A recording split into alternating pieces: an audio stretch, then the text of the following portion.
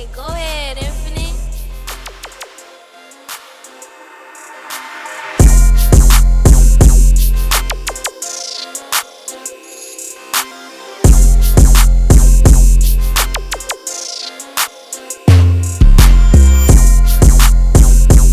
What's up? My name is Devin, also go by Infinite or Prod by Infinite, and today I'm gonna show y'all how I mixed a rage melody with a West Coast beat. Let's get it.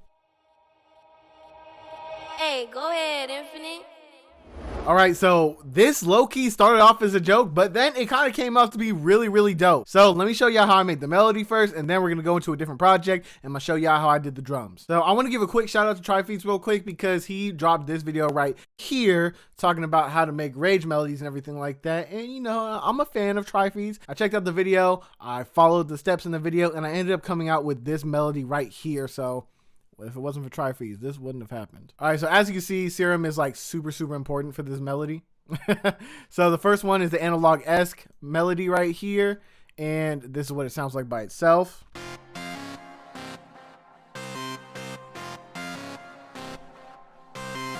And then I got the analog brass preset in Serum. Did this right here.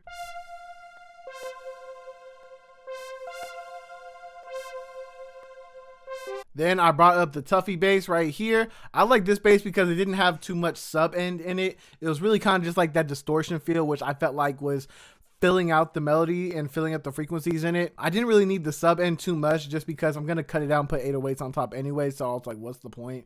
So this is what that sounds like by itself.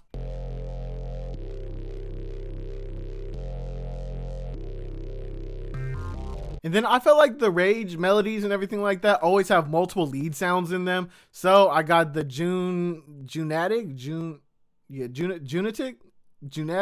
I think it's Junatic, whatever this is right here.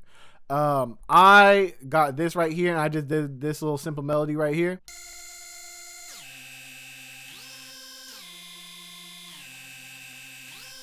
Now, I think the only alteration that I made to this little preset right here is I took the little porta mode right here and I just turned it up until it sounded what I wanted it to sound like.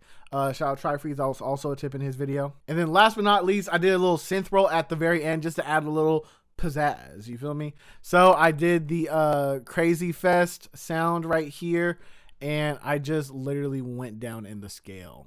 It's very essential that you put a lot of delay on it. So as you can see, this is like 50% mix, which is a lot for some delay. You feel me? And then this is what that sounds like by itself.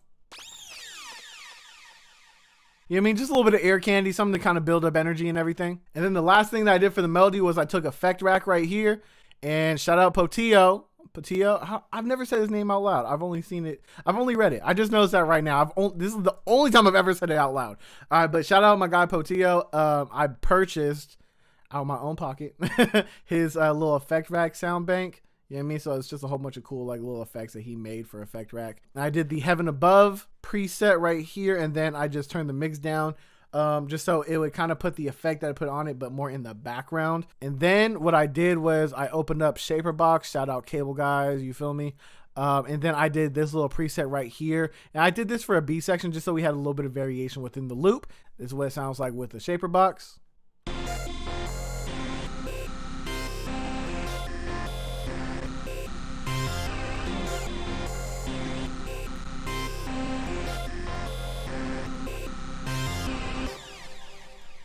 And then at this point, I was done. I was done with it. But then I was actually making this loop on my Instagram Live. And then someone said, you should try to make this into a West Coast beat. And I was all like, that would be hilarious. Let me try that.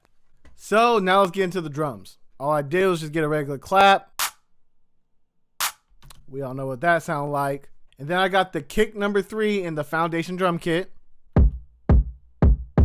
I know y'all know that's hitting. Come on, bro. Quit playing with me. Quit playing with me. Quit playing with me. Okay. And then I got the best hi-hat from the exclusive Mega Stats drum kit.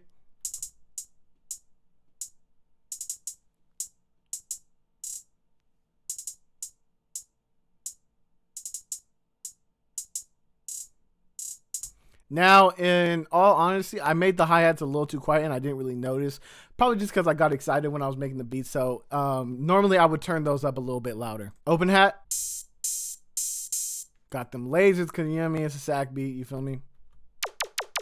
Then I got a shaker in here just to add a little bit of extra bounce to the original bounce that we had. And here's what it sounds like in context with everything else. You mean, see how the shaker adds just like a little extra bounce? That's what it was for. I got this little poodle roll from the exclusive Making Stash drum kit. You know what I mean? And then just to get that little delay effect, all I do is just go over to this little wrench knob right here, turn up the feed a little bit. I turned it up 10%. And then I also turned the time up for 4 timing. Then got the little tambourine. Nice little ear candy. Then I got the stomps at the end. All right, so now let's talk about that 808 because I know y'all were sitting there like, ooh, that 808 go crazy.